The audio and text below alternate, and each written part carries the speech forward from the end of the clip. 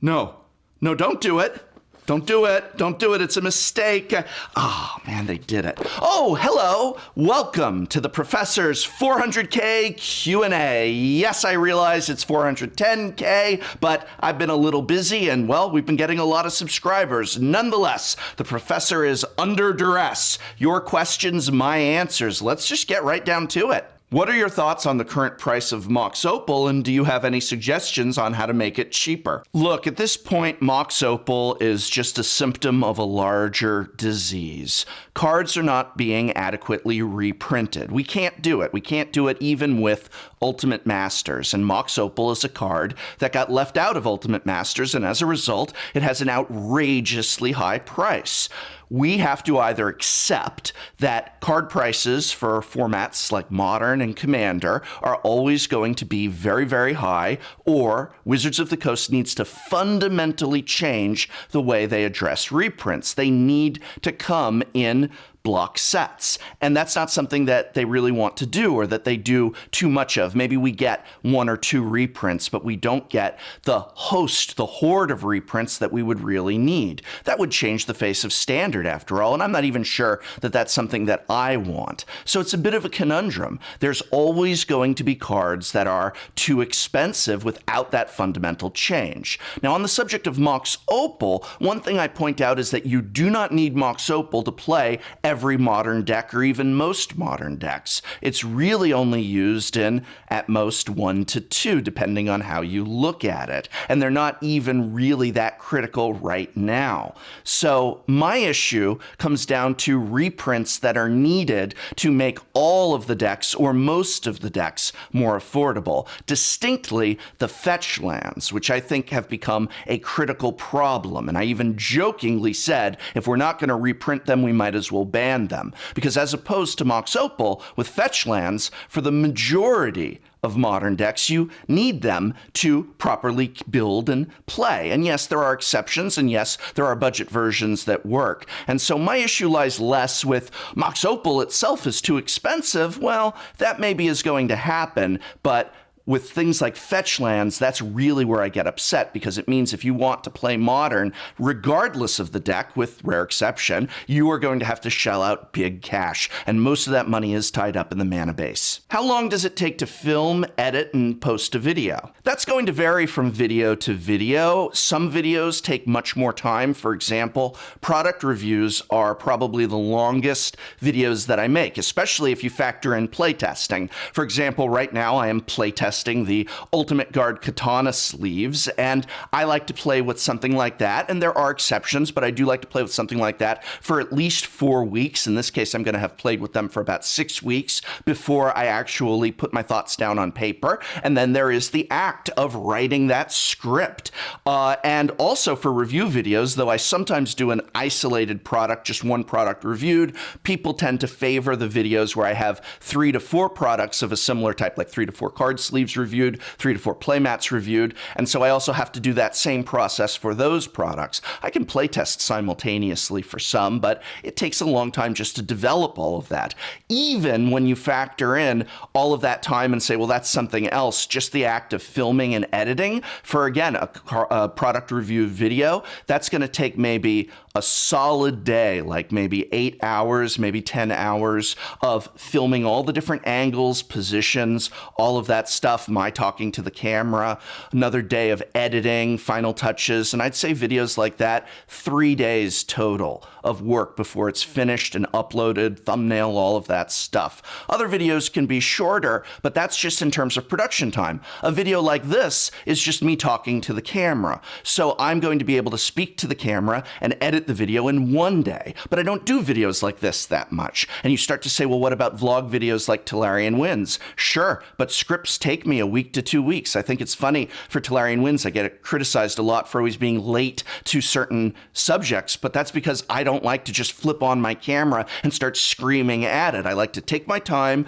compose my thoughts, listen to what other people have to say, consider contemplate, and then flip on my camera and scream into it. How long do you think it'll be before they add multiplayer formats to Arena? Look, I heard a rumor that they are not adding multiplayer formats to Arena. I believe that they may not have the setup for having an interface that does multiplayer games. It might be possible to be added, but I don't think it's already on there. And if it's not already on there, that means it's going to take a lot to put a multiplayer interface onto Arena. These are very tricky to do, to be able to see multiple opponents' board states and cards and see who's playing when you're not playing, things like that. I think it's very tricky, and I think that the fact that they likely do not already have an existing multiplayer melee sort of function on there means that it's going to take a lot of coding, a lot of testing, and a lot of work to bring it on, and I don't think we're going to see it anytime soon. So while I love Magic the Gathering Arena and I love multiplayer formats, I don't think that those are two things that are going to mix. Do you still recommend the Card Kingdom Starter Cube? Yes, the Card Kingdom Starter Cube is really a product like no other. This is something that has been meticulously designed by Chris Van Meter and others at Card Kingdom, where they are constructing an actual cube that you are able to purchase for $99. No, it isn't a power cube, but it does have rares and mythics even in it. It does have a bunch of sub-themes, and it is perfect for anyone that doesn't currently have any cube at all to be able to get for $99. Even a popper cube, which I love and recommend, and we'll even include a link to a list in the description of this video, by the way, but even that popper cube is going to cost well over $100. And so the Card Kingdom Starter Cube is a great way to get a hold of your very first cube for only 99 bucks. It comes with sleeves even, and it's really a lot of fun to play. No, you're not tapping Mocs rubies, but you are having a good time with Cube. And I think that even in its current, I think, 6th iteration, it's still a lot of fun. I was just playing it the other night, actually. What is your favorite set throughout Magic's history? Favorites. I always hate picking favorites. There's so many factors in terms of draft, in terms of what it did for Constructed, in terms of nostalgia. I mean, how am I supposed to say? But for this, I think I can pretty confidently say that my favorite set, though there's so many that I love, listen, Original Innistrad. It's when I came back to the game after hiatus, and it was one of, if not the best sets of Magic the Gathering ever made for all aspects. For draft, Triple Innistrad is where it's at. The standard at the time, going from Scars of Mirrodin block and Innistrad block into Innistrad block and Return to Ravnica block, my favorite standard decks I have ever played. The cards from Innistrad are all parts of my favorite modern decks, or some of my most hated modern decks, but it shows the power level there. The Innistrad cards are a part of cubes, they're a part of Legacy, they're a part of Pauper. They affected all aspects of this game. No other set has had that big of an impact on so much of Magic the Gathering, and yeah, Original Innistrad, it's my favorite. Do you have any tips for intermediate deck building? How to improve? Well, sure, I'll tell you in a few sentences how to improve at the intermediate level. No, actually what I have are probably about an hour to 2 hours of videos on that subject in my Tolarian tutor series, which I will link in this video's description. If you haven't checked this out, this is one of the things I am most proud of, where I worked with professional tutors and grinders and advisors and script editors to put this series together. It's currently pretty much bookended and complete, though I have some ideas for bringing it back for another go,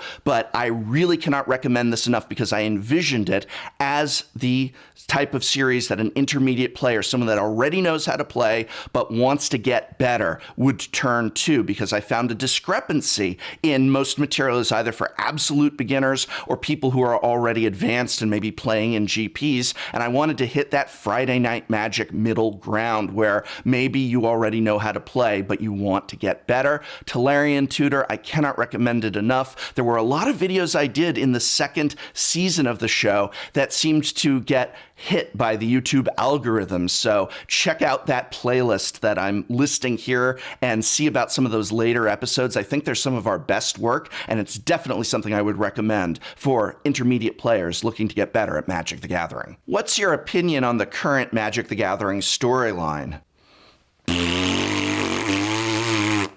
I think the current storyline is a disaster, a train wreck. I am disengaged from it. I do not care. It went downhill after Ixalan, where with all of the problems that I maybe saw in the Ixalan storyline, they were much more akin to someone who loves the story and then is nitpicking it or seeing issues in it, but still loving every minute of it, to just absolute disinterest. It seems to be a train wreck. No one seems to be in charge of it, or the people in charge perhaps are very questionable in terms of their decision making. The different author system is not working well. I have no interest in even following it anymore. Basically, as far as I'm concerned, if it's not on the cards or in the flavor text, I just don't care. It has gone in such a bad direction. And you know what? I've seen a lot of real diehard Vorthos people say similar things about becoming disengaged from the story. And that's not everyone. And if you love the story and you love the characters, keep reading. But for me personally, as a lifelong, just absolute fanatic about magic flavor and story and all that stuff, and I'm not an expert, but a fan of it, they lost me in 2018. They absolutely lost me. Has Wizards of the Coast contacted you about hosting a special Tolarian Community College event on Arena?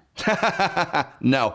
What do you most miss about teaching, and what do you miss the least? Well, what I miss is the classroom environment in terms of being able to come in and talk about literature and critical thinking with a bunch of very interesting people, usually.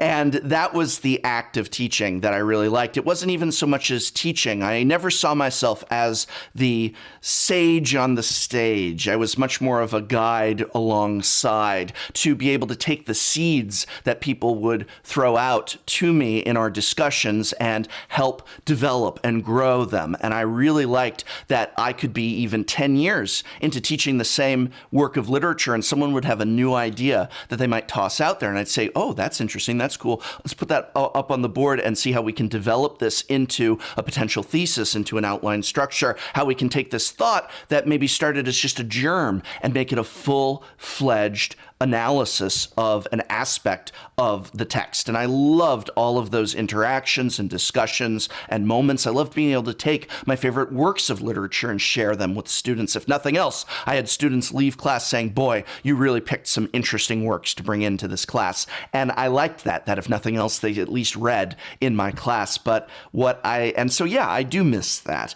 But what I don't miss is all the bureaucracy, all the administration, everything that happened on the other side of the desk when class was not in session. It was a living nightmare in terms of compliance and rules and jumping through hoops, and a system that has turned into more like a company looking to maximize profits than an institute of higher education. And I hated that. And there is not a day goes by that I'm not glad to be free from all of that bureaucracy of academia, which was just the most appalling part of the job. What are your personal hopes for the 2019 PreCons? Reprints! Reprint freaking cards. Yes, I hope we see some awesome new cards. Brand new Baron Sengir, one that's actually good and cool, and I can have a Baron Sengir commander deck. Yeah, I'd really, really love that in terms of new cards. But I want to see these commander precons have actual reprints that we need in commander. I'm with Josh Lee Kwai. There's no reason they can't each have a fetch land or two in them.